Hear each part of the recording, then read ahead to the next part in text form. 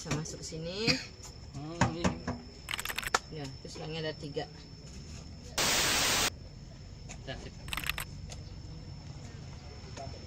Bakar BBM yang subsidi. Ya, ada BB.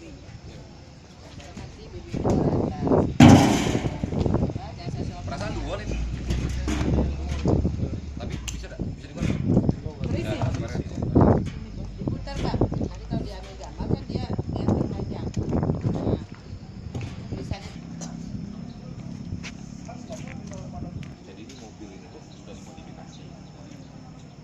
Ada yang di belakang. ini Iya, adalah satu. Ini malah dikit. Ini Bang. Ini mas, ini aja mas, ini mas. Iya masih antri, tapi kan ini sudah di aku nggak diborgol, enak banget taruhnya. Mau kemana dibawa? Biasa. Nanti di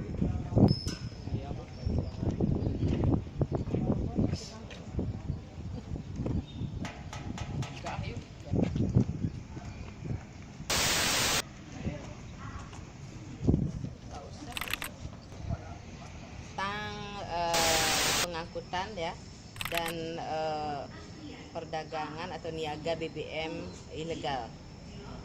Mereka ini adalah 2 tersangka yang kita tangkap ya, menindaklanjuti dengan adanya kelangkaan BBM bersubsidi di masyarakat.